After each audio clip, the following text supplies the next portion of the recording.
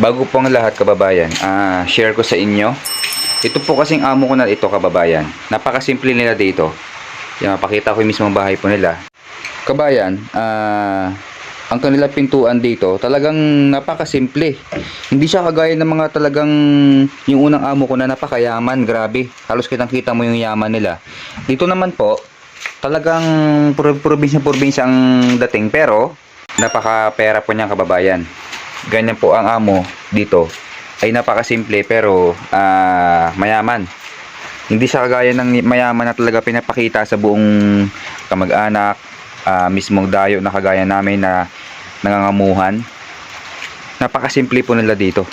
Pag umuulan kabayan, napakasarap magkape. Yan, magkakape tayo. Ito po sila oh. Kape lang. Uy, ay Mayo. Ha? Mayo suwi. Atensya. Yo, wala pa lang lamang tubig. Kaping-kape na ako. Ito yung kababayan, ito yung bukal. Lasang ulan, pero ganoon talaga kabayan.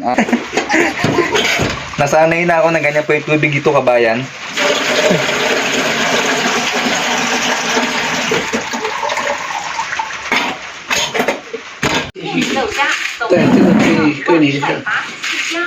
Oh shit. Oh. 跟前一年相比，销售额增加超过100亿。没关系。好了啦。未来罹患食物症风险也比同 Coffee's Life 高。 September 8, 2024.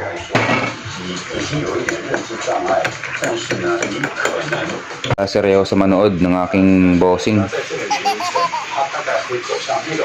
Natulog ako kanina nung umaga kababayan. Ang maghapon ngayon nagkape. Tayo na grabe, napakahirap mag-vlog kababayan. Totoo po yan kababayan, napakahirap mag-vlog. Hindi naman sa nawawala ng pag-asa pero solid talaga. Ganyan po kahirap mag-vlog kababayan. Kaya ako po yung humingi sa inyo ng suporta sa aking ginagawa kababayan balang araw. Nung nakaraan kababayan, share ko sa inyo. Meron kasi sa akin nag-arkela na taga Tainan, mangbubuko din. Ang nangyari, pagod na pagod ako nung tapos namin nung hapon, binigla ako magtrabaho ng aking amo sa ibang amo. Ngayon, binayaran ako, binigyan akong pera nun. Ang nangyari lang sa akin, namahay ako, hindi ako nakatulog kababayan. Talagang bumagsak ang aking resistensya. Tsaka talagang hindi ako nakatulog sa bahay na yun, dun sa Tainan kababayan. Ngayon, ang ginawa ko, nagpabili ako ng vitamin sa aking amo. Ito ay C1000. Sa kanilang pera yan. Sabi ko, boss, nanginginig ako. Parang ako na over fatigue sa trabaho. Ngayon kababayan, ang sabi sa akin ng amo, habang ako'y nanginginig habang kumakain, dadalhin ka namin sa doktor kung ano nangyari sa'yo. Sabi ko, sige po. Ngayon, pumunta kami nung Taytong doktor. Anong kababayan, resulta? Ano lang naman, over sa pagod. Kaya kababayan, mahalin natin ang ating sarili bilang isang OFW. At ang ngayon, nagpabili po ako ng vitamins. Ito po ay dagdag dugo na rin kababayan. Kasi medyo nawalan ako ng dugo nun dahil sa trabaho kababayan. Ganyan po kahirap ang isang OFW kababayan.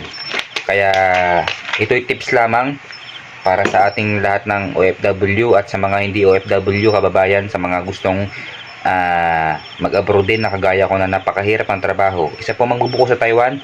Good evening, September 8 kababayan. Unang-una po sa lahat, maraming salamat po sa lahat ng sumusuporta po sa akin, kaibigan, kamag-anak, kakilala, at sa mga po natin, new followers sa Facebook at sa YouTube kababayan.